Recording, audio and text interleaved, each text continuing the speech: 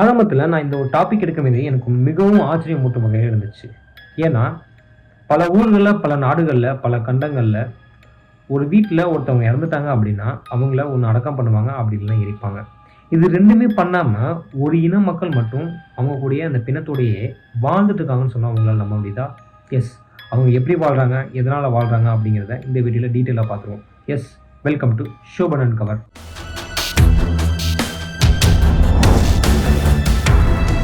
உலகத்துல எவ்வளவோ ஒரு பண்பாடு இருக்கு, எவ்வளோ ஒரு கலாச்சாரம் இருக்கு. ஆனா இப்படிப்பட்ட ஒரு கலாச்சாரத்தை இந்த உலகமே பார்த்ததே கிடையாது. ஆமா, இந்தோனேஷியால இருக்கக்கூடிய டொரஜா மக்கள் உலகத்திலே யாரும் பண்ணாத விஷயத்த அவங்க ஒண்ணு பண்றாங்க.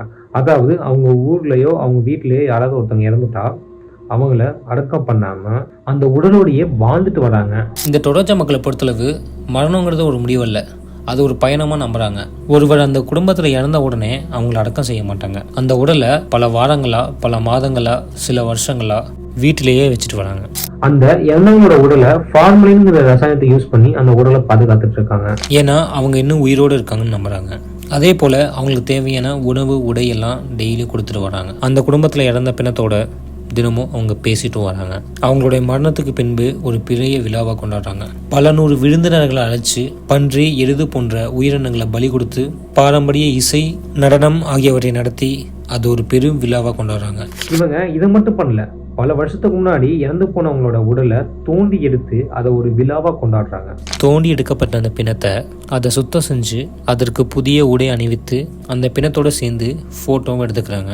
இது ஏன் இவங்க செய்யறாங்கன்னா, இறந்தவங்க அந்த குடும்பத்தோட வாழ்க்கையில எப்பவுமே ஒன்னா இருக்கணும்னு செய்யறாங்க. இந்த விஷயத்தை தெரிஞ்சுக்கிட்ட பல சுற்றுலா பயணிகளா இருக்கட்டும், யூடியூப் நண்பர்களா இருக்கட்டும், அந்த டொரஜா மக்களை பார்க்கறதுக்காக எல்லாரும் வந்துட்டு போறாங்க.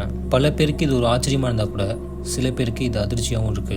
உலகத்துல எவ்வளவு ஒரு கலாச்சாரம் இருக்கு, ஆனா இப்படிப்பட்ட ஒரு கலாச்சாரம் உலகத்தையே ஆச்சரியப்படுத்தும் வகையில இருக்கு. இன்னைக்கு நம்ம சொசைட்டில நமக்கு பிடிச்சவங்க, நமக்கு தெரிஞ்சவங்க, நம்ம உறவினர்கள், நம்ம குடும்பத்தினர் யாராச்சும் இறந்துட்டாங்கன்னா ஒரு எவ்வளவு பெரிய தாக்கத்தை ஏற்படுத்துங்கிறது எல்லாத்துக்கும் தெரியும். ஆனா இப்படிப்பட்ட ஒரு மக்கள் மரணத்தை கூட இப்படி ஒரு விழாவா கொண்டாடிட்டு இருக்காங்க.